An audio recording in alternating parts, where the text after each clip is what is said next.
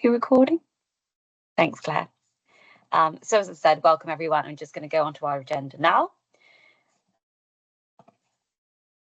So firstly, we're going to hear from Chrissy Chung, who's our fuel poverty and energy efficiency lead at H&F, and she's just going to share some context around our local energy crisis. And then we're going to hear from our main speakers, Wilf MacDonald-Brown, who is founding director of H&F Community Energy, and he's also a volunteer at North Kensington Community Energy, and then Lily Robertson as well. They're going to tag team it, who is also a volunteer at H&F Community Energy. Then we're going to have a Q&A to ask your questions from the speakers, and then after that I'm going to head back to Chrissy, who's going to share some other ways that you can take part in energy action in H&F. And finally, as always, I'll just share a few more kind of general ways you can stay involved with climate action in H&F. So Chrissy, please do take the stage. Good afternoon, everyone. I'm just going to take control now. So a little bit of context on setting the energy scene in H&F. The home's emissions actually take account about 36% of H&F's overall emission. And as we can see in this graph, majority of that goes towards heating, and majority of that heating actually comes from gas, as most of our central heating, we still use gas today. So H&F aims to be net zero by 2030. A little bit about H&F specifically. This borough is vulnerable to high heat, and it's also a flood risk zone due to the geography and where it's situated in London. About 10% of our residents in the borough live in fuel poverty, meaning those who have energy inefficient homes, and after spending money on their fuel, they are below the poverty line. So due to these facts, in 2019, H&F has declared a climate emergency. And from there in 2021, H&F has published a couple of strategies that aim to alleviate fuel poverty, but also aim to be net zero by 2030. As you can see on the table on the right, there are various benefits to taking action in climate.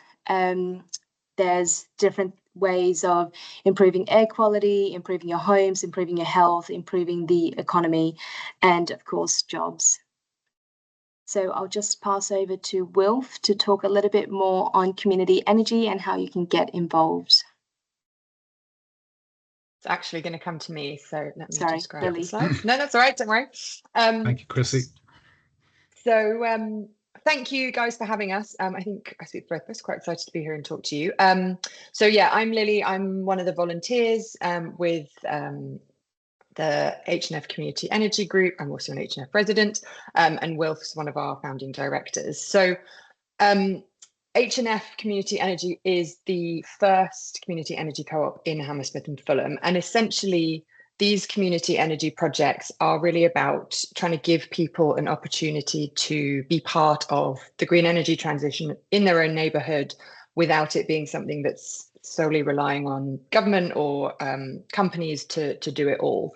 And the way that community members get involved is by investing directly in these projects, by purchasing shares, either to fund or to buy back these sort of solar installations that are put in place on public buildings, so schools and leisure centres. And the reason that we're talking to you today is because we have just launched in June our first share offer. So we want to share it, and we'd love you all to be part of it. And so this is just a bit of an intro and explainer on how it all works. So we couldn't be doing it alone, obviously. So we are really grateful for the support from Hammersmith and Fulham, and being part of the borough's wider push around engagement, and being part of the 2030 plan that Chrissy just mentioned. And we also have amazing support from Repowering, who are sort of our kind of technical partner, and who have been really instrumental for us and across London, helping these co-ops come together, helping them find sites, and helping them kind of do the installation work and set up their share offers. So it's definitely a team effort across all of this. So this is just a little visual to sort of explain how the community energy project works. It kind of is, I think, sometimes simpler than it seems from the outset. So hopefully this will kind of clarify how it all comes together. So the fundamental point, like I said, is that it's a way to have local residents, the local community, have a way to be involved and be invested personally and financially in the green energy transition in their neighbourhood. So how it's worked for us is a site was identified with the help of Repowering, a school with a flat roof that is workable for solar panels, and the solar panels are then installed. We then raise a share offer, which is what we're doing now. And for us, it's about buying back the ownership of those solar panels. They've already been installed. I think some community energy groups will do the share offer in advance, but we're doing it the other way around. So we're bringing them back essentially into community ownership. And that is essentially paying back the upfront costs that were put up by Repowering to install them. And our target is to achieve £106,500 investment. So that's what we're aiming for at the moment. And whoever invests owns a piece of the solar panels. So then over the lifetime of the panels, the energy they produce is sold to the site that they are installed on at a discounted rate. So that creates a saving for the organisation that's involved. Wilf's going to talk a little bit about the school specifically that we're involved in, so I won't go too much into that right now. And then also any surplus that isn't used by the site is then sold back to the grid. And so that's then how we generate the community benefit fund part of this whole project. So we make an income, investors get typically a 3% return on their investment and their capital returned at the end of the 15-year lifespan period. And we've built up through this process a community fund. So our estimate is that ours will be roughly £10,000. And that means that we have a £10,000 fund to spend on more enriching and positive projects within the borough that are all voted on by anyone who's part of the co-op who is invested. So there's a nice kind of circular logic to it and circular kind of investment and output, which is amazing. And I'll just hand over to Wilf for this one. Thank you, Lily. So who are we? Well, HFCE was founded 2 years ago by 4 residents of the borough.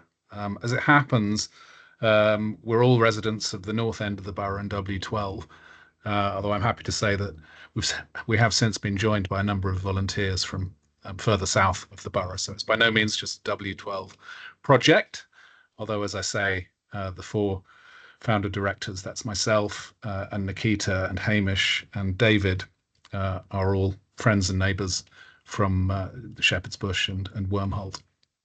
The picture on the right is taken in the just outside the school at our launch event a few weeks ago, launching not the panels because they've been there for almost a year now, but launching the community share offer that Lily was talking about. And in that picture, there's some of us, there's some of our colleagues in Repowering.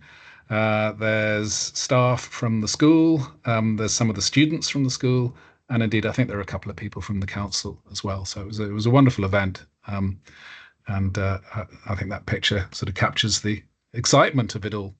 I'll pass back to you, Lily. Awesome.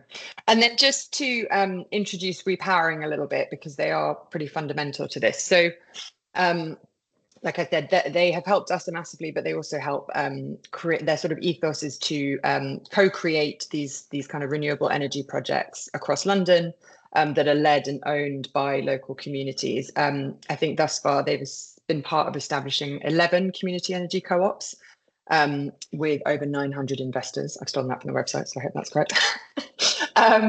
And for us specifically, They were really instrumental in helping us find the Jack Tizard site, helping with the sort of feasibility assessments and the technical support for getting the solar panels installed.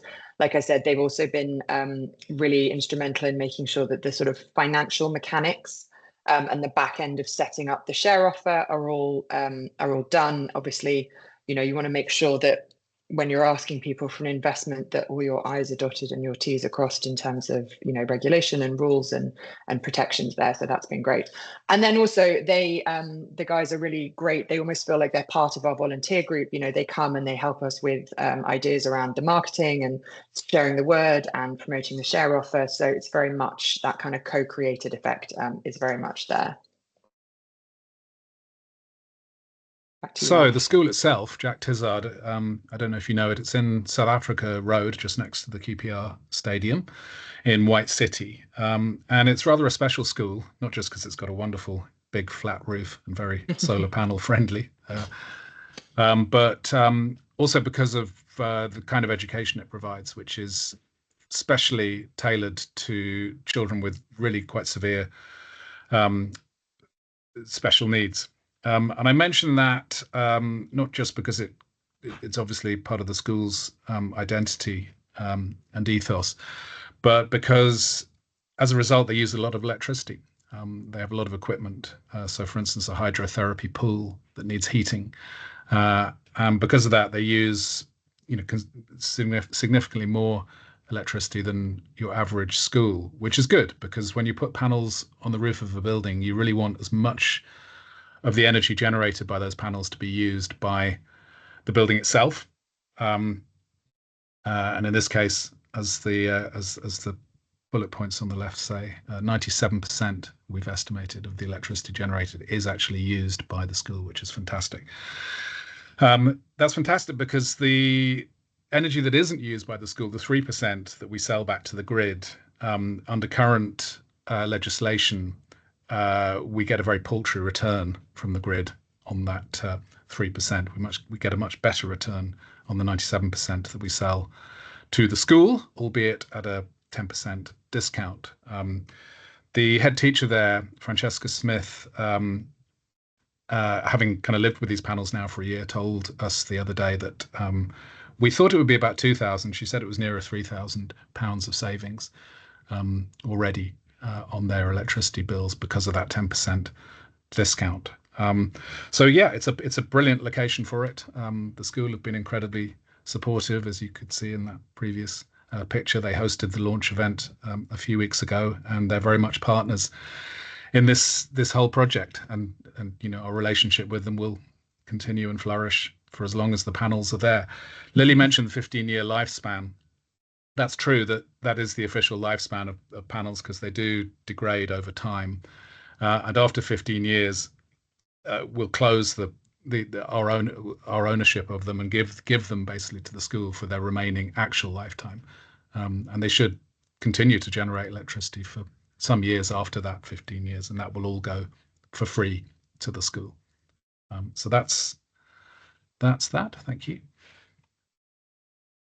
So that's kind of the majority of what we wanted to talk to you about. I guess the final headlines just on this slide are the things, you know, we want you to take away are our share offer is open, and we are actively seeking local investors that are going to help us reach that 106,500 target.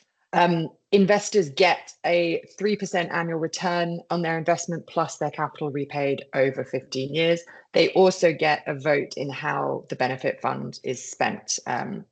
So, you know, there's a kind of personal and financial benefit to that, definitely, and community benefit.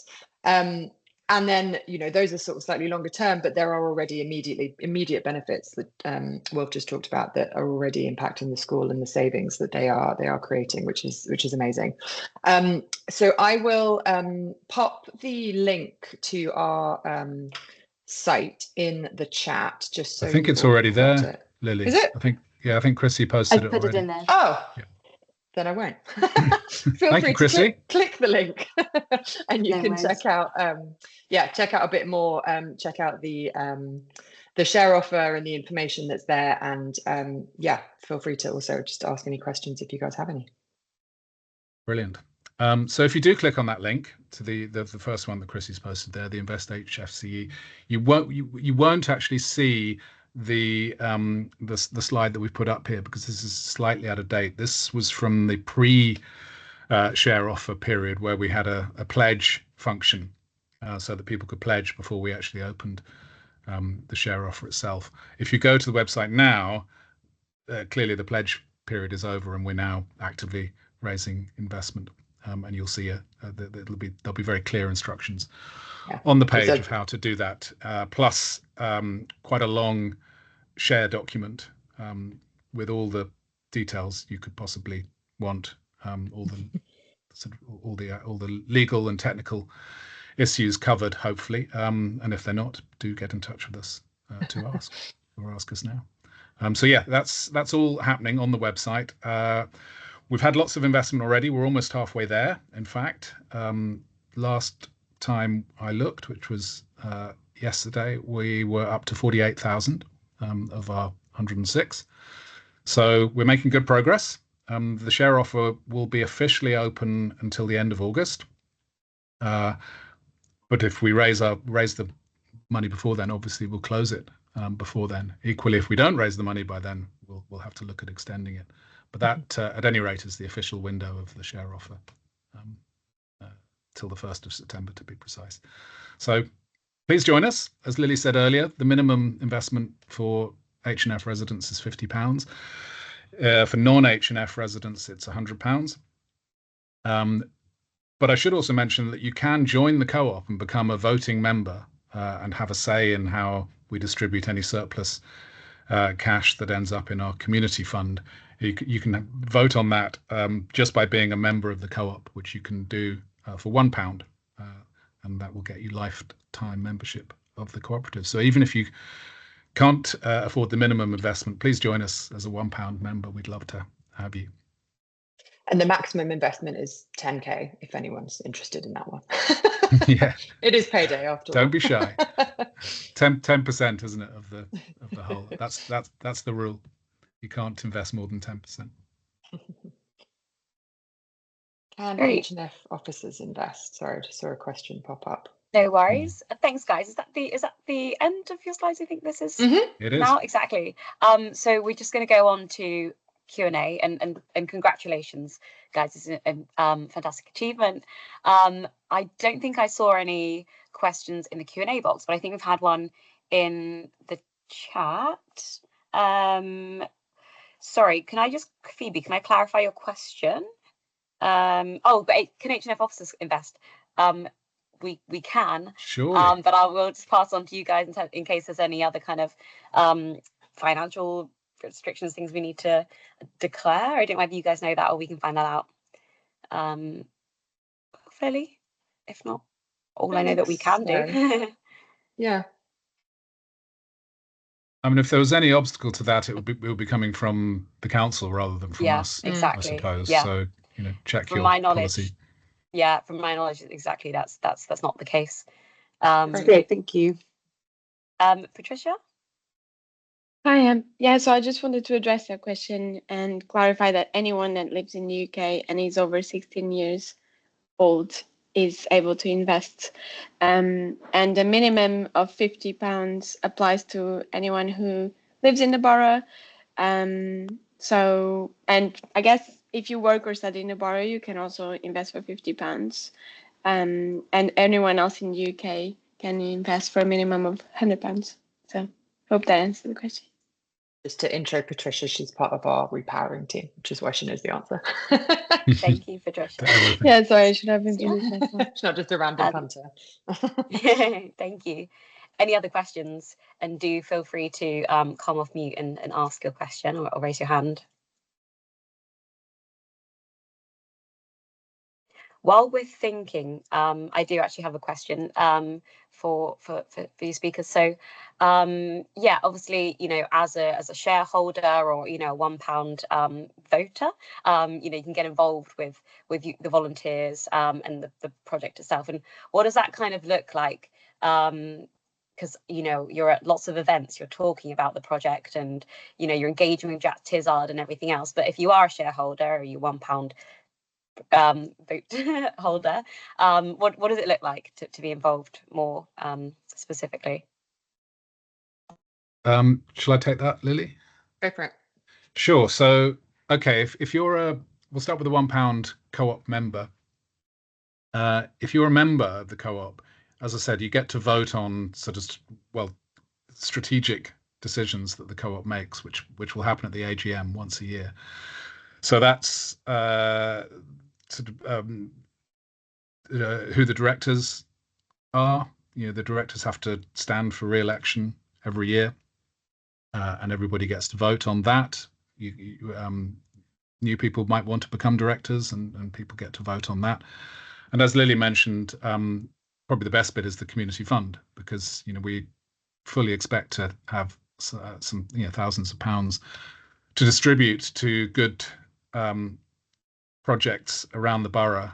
But how we do that, which projects to support, that's all up to the members, and so everybody will get a vote on that. So that's the £1 membership deal. Same for the investors. If they come to the AGM, they get to vote. As for volunteers, obviously that's a bit more of a commitment. In quiet times, we had our meetings once a month, and as you said, Hope, it was mainly about outreach. So we would go to community events, whether it was the council's fair in King Street or North End Road, or local events like the Wandsworth Bridge Road Spring Fair, and promote ourselves. We'd take a stall, have conversations, persuade people to sign up to our mailing list, because that's how we communicate with everybody. We're up to about 300 people now on that mailing list. If you'd like to join it and you're not already, please just drop us your email in the chat, and I can add you. Obviously, during busier times, as we are at the moment with our community share offer active, we're meeting once a week or recently once every 2 weeks, because there's just more going on and there's more to do in terms of getting this share offer out to as many people and indeed organisations as possible. So there's just quite a lot of work. So for instance, yesterday I went to Westfield and tried to find the person in the Westfield HQ office who might be interested in supporting this project on behalf of Westfield. So that was a couple of hours work, and then an email had to follow and whatnot. So it's just that really. But as a volunteer, you can take on as little or as much as you want. People have different capacities, and that's absolutely fine. We work as a team. Just add a couple of things to that. I'm a fairly recent joiner to the volunteer crowd, and I think there's everything that Wilf just talked about, which is sort of very, very practical and sort of what you can do and the impact you can have. But actually, one of the sort of unexpected delights of being involved is that you just get to meet some really interesting people from your neighborhood that you wouldn't otherwise. And the events we're going to and the things we're thinking about, and there's a really lovely people aspect to it, and just getting that sense of feeling like you're slightly deeper embedded into your neighborhood and knowing people, I've found like really gratifying. So I think that's kind of a nice sort of softer side of it too, to being part of the group. Definitely, thanks so much. And kind of in the face of what might seem like a bit of an overwhelming crisis, it really probably feels super empowering to be doing to be doing this with neighbors, and and seeing the fact that you engage people and people come on board. So I think I imagine that's kind of a really nice benefit, and specifically depends on maybe the skills you have. And Lily, obviously your background is in communications and marketing, so you've been supporting a lot on that. So I guess it's also around what you're you might have an interest or skill which is outside of your day job, and you get to use it through the network. So thanks, guys. We've got a question from Peter. Peter, just unmute yourself and ask your question if you'd like to. Thank you. Yes, thanks. Could you clarify the rationale behind this kitty slush fund for social action to be decided by members? Because you're investing in community energy, it's quite a different thing. If there was like a fixed decision that any excess money would go to a particular community energy action of some sort, or raising money, that would make sense. But the idea that members will have the choice to, send it willy-nilly in whatever social preferences they have, when we all have different charitable priorities, seems a concern. That's the one thing, explaining the rationale behind that. The other thing is that most community energy enterprises go bankrupt. And what are the chances of going bankrupt? Are you aware of the risks? Are you aware of the bankruptcies in the community energy sector?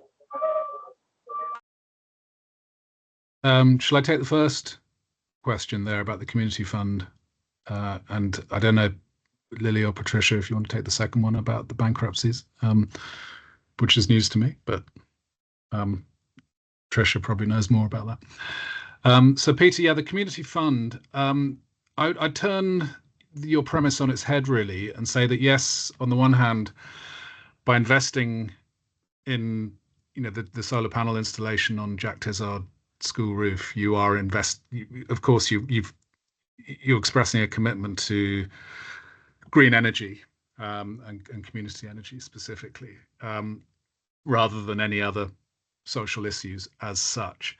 But equally, there will be people who invest in this for whom the community fund aspect is actually the draw, is the most attractive part of the proposal. Yes, of course, people have different priorities, and if you ever put a list of options to a group of people for a vote, you're going to get a range of different opinions. I can only say that in my experience volunteering for our neighbouring community energy co-op in North Kensington, the North Kensington Community Energy Co-op, who've been going for rather longer than we have, 5 years, and they have 4 sites that have been up and running for some years now. So they've accumulated already like over £10,000 in their community fund, and it grows every year.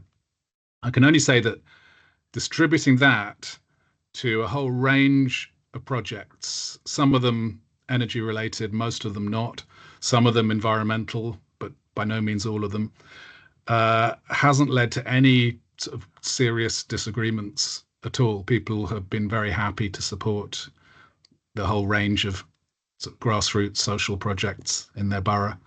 And that's what I'd expect. I'd be surprised if there was sort of huge issues about giving sort of £200 to a breakfast club at the local primary school by people who thought they were investing in solar panels.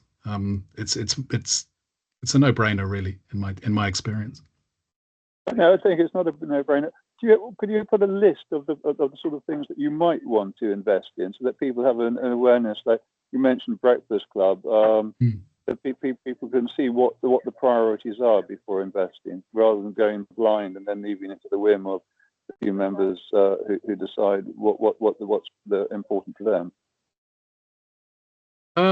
I think that's putting the cart before the horse, quite honestly, because until we have a community fund, which is probably quite the opposite, some years off. If you know what you're going to, if you know where the kitty is going to go, but we don't know where the kitty is going to go, Peter. That's the point. Yeah. Why not? Because we don't have the money, and we won't have received any applications from local groups. When you reach £10,000, you can decide now where you're going to put it. Well, we don't. What usually happens, what happened in North Kensington, was you advertise the fund and you invite applications. So you don't approach organisations, say, "Do you want this money?" You advertise that you have the money, and you invite organisations to apply, and then you judge them on their applications. So you can't. It wouldn't be right, I think, to draw up a list of who's likely to. It would be completely speculative and years before it actually happened. Who has Kensington given it to? They've given it to. You'll have to ask them, Peter. I mean, they've given grants to, I think, about a dozen very small organisations. The idea they copied the idea of the climate micro grants actually from Hammersmith and Fulham Council, which has worked really well as far as I can see, which is giving small grants of a maximum of £500 to individuals and organisations who would normally slip under the radar. So they're not, on the whole, big organisations that have a kind of fundraising arm. They're often entrepreneurial individuals who are setting up, say, there was a girls' football club at the Westway Sports Centre, for instance. And the application made the point that it was originally a kind of boys and girls club, but that the girls stopped coming after a few weeks, and that if they were going to continue playing football, they really needed to have their own sessions. So the grant paid for a number of sessions on the pitches there. So it's stuff like that, and you couldn't predict that. We didn't even know that group existed until we opened the process for applications. So that's why I say it's putting the cart before the horse. We don't know the projects that are out there that will end up applying. They probably don't exist yet. Is it structurally inevitable to have a fund, and then Yes. have a completely new range of responsibilities of how to distribute it, which isn't your speciality? Mm-hmm. Yeah, it is. structurally It's a legal requirement as the Community Benefit Society. We have to reinvest that surplus in the community.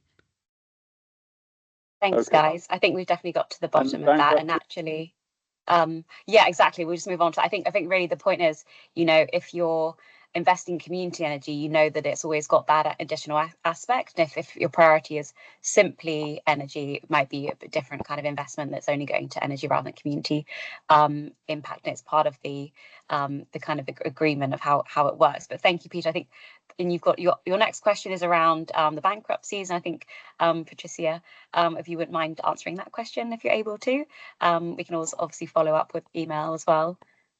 Mm-hmm.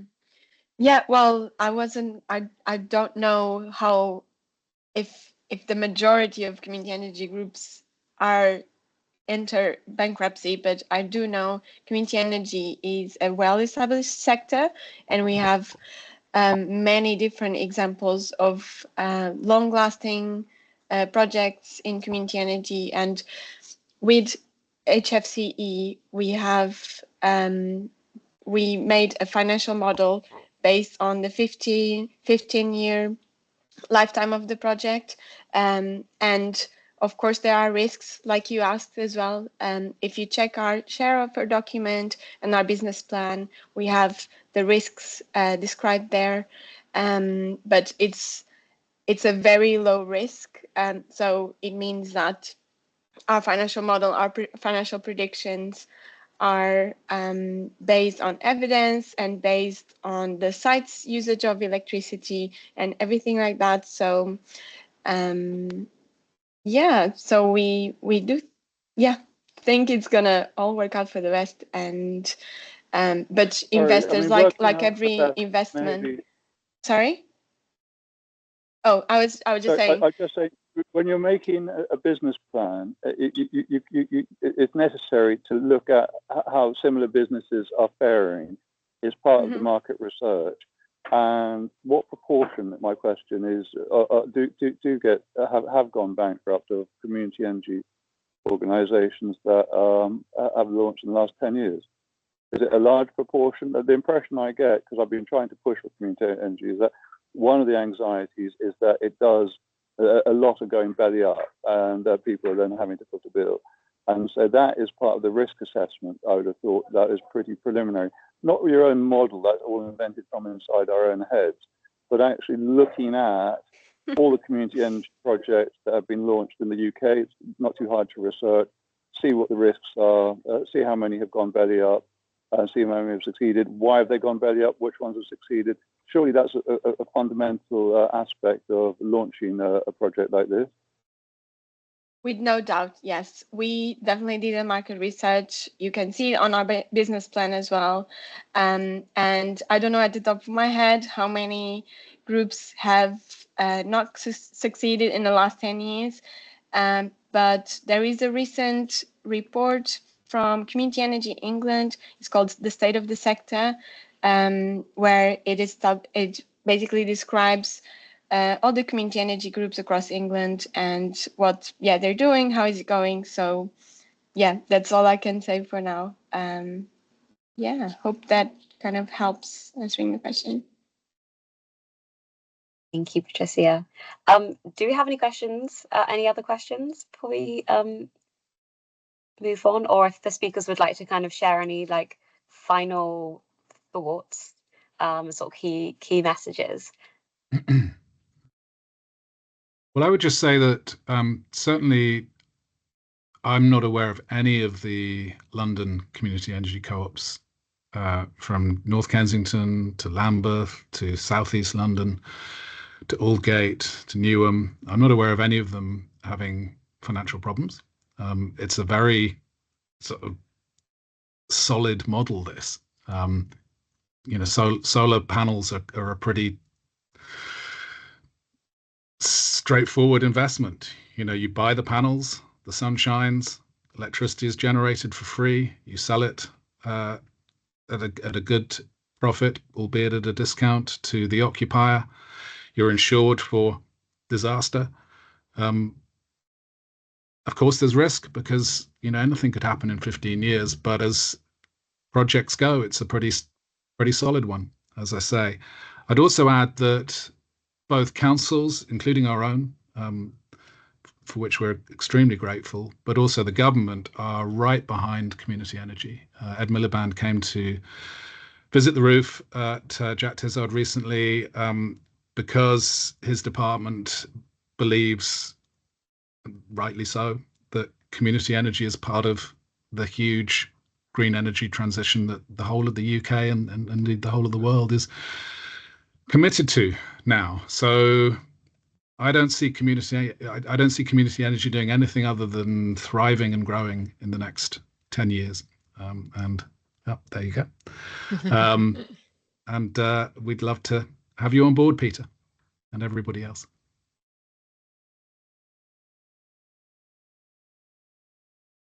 Bruce? Yes. Can you hear me? Yes. My name is Bruce Marquardt. I live in Hammersmith and Fulham. How do we obtain the written prospectus? From the website. I think if you click that Invest HFCE link and hit the big green button, it'll take you through and there'll be a link to download all the share offer information. Okay, thank you. My second question is, I'm a church warden at an Anglican church, and we have environmental goals. And at the moment, it's prohibitively expensive for us to, put our own solar panels up and heat pumps. But, we do have money that we can invest in. Well, we give it away to charities and other things. And this might be a way for us to participate in something that's, encouraging good use of community power. And I wondered if there were any restrictions on the nature of the investors. Do they have to be only individuals, or can they be, in our case, our church is a charity, whether that they would be eligible to invest? Do you want to take that one, Patricia? I think you have that. Sure. Yes, Bruce, definitely. Organizations and charities can also invest, corporate organizations as well. So if you read the share offer document, every information is there, but you're more than welcome to invest Thank you very much. Yeah, I mean, this is one of the points, really, isn't it? It's because there are lots of people who would love to have solar panels on the roof of their home or their organization, but there are barriers to it. Sometimes, your roof is just simply not suitable for it, or if it's a big building, it's very expensive. So the community energy model is a way of those people still being managing to participate. in the renewable energy revolution. That's one of its great pluses, I think. Thanks so much. Thanks for your question, Bruce. And yeah, if you did have kind of further questions around, can I maybe just ask what is the church, and is that based in H&F? The name of the church is St. Saviour's Church, Wendell Park. Okay, great. Nice. Well, great to be connected with you. And if you do have questions, about other things you want to do, then please just reach out to our team. If someone from my team could just pop our email in the chat, please, our climate emergency email, that would be great. We'd love to kind of connect with you as well, Bruce. And thank you for your interest in this scheme. If we don't have any more questions, and you can obviously ask these questions to Patricia and Wilf or Lily. Is that correct to your emails, or will it be the HFC email? Sorry, it will be the info. Either is fine, I think. Okay, well, we'll follow up with this afterwards. So yeah, we can obviously answer those questions that haven't been answered today if you do think of some. And I'm just going to quickly pass back to Chrissy just to share kind of a few more ways that you can stay involved with energy action locally. Thanks, Chrissy. So the energy team is doing lots of work in lots of different assets, schools, private housing, social housing. But if you are a resident who lives in the borough, if you go on our energy efficiency website, there's lots of different ways you can make your home more energy efficient, whether you're a owner, occupier, landlord, or a private resident. And if you are vulnerable, or someone in the household is over the age of 60 or have children, you would be eligible for this free support that we currently have called H&F Healthy Homes. Groundwork is delivering this service for free for those who are vulnerable, and they are providing help to apply for grants, alleviate any debt that you may have, or provide advice on reducing your energy bills and installing free, simple energy efficient measures in your home. We've also recently recruited some energy champions. About 10 residents shown interest in energy, and so these energy champions are doing lots of local engagement with residents to try and increase or to create awareness of the work that we're doing. Community energy grants available for private residents, and just support in trying to be more energy efficient. Particularly, we're doing work in Wendell Park. So if you do live in the area and you do want to be involved, do let me know. I've popped my email address in the PowerPoint slide, but I might also put it in the chat if you'd like to get a little bit more involved. And I'll pass it over to Hope in how you can be more involved in climate in general. Thanks, Chrissy, and thank you again. Just to reiterate to our amazing speakers, by the way. But just before we leave, these are kind of a few general ways, as Chrissy said, to stay involved. So firstly, if you're an employee of an organisation based in the borough, that's anything from a charity or CIC to a startup or larger business, you can apply for our Green Innovators Programme. You can actually just click that link. And this program we've launched recently to support you to develop your idea, a sustainability idea for your organization, a bit of a transformative idea. It might be a product, it might be a service. And we've partnered with White City Innovation District's Undaunted and Upstream Nexus. If you've heard of those organizations, they're kind of experts in this space who will deliver their workshops, one-to-ones, and we'll have a pitch night with the opportunity to win up to £3,000 to kind of support your idea. And our next Climate Cafe, that's just next week, is all about this program, and you'll hear from our partners who are delivering this. That's Startup Discovery School. So do join that. You can click that link to sign up. And then we've also got our own investment scheme, the H&F Green Investment Fund, that allows you to support local climate adaptation, mitigation projects, from kind of greening your streets to cycle hangers, and make a good return at the same time. And if you're an employee of a business or organisation in the borough, you can also join our Climate Alliance, and that's a group of businesses in the borough who have made a pledge to take local climate action. We've got everyone from the likes of QPR to kind of Olympia London and much smaller businesses as well. And finally, you can subscribe to our monthly newsletter to stay updated with fun, free, very low cost opportunities to take part in climate and nature action locally. So thanks everyone for attending. As we said, we'll follow up with the slides and more information to get involved with community energy. Thanks everyone. Have a good rest of your day. Thanks again, speakers. Thank you. Thank you. Bye. Bye. Thank you. Thanks, so. Bye. Bye. Bye. Bye.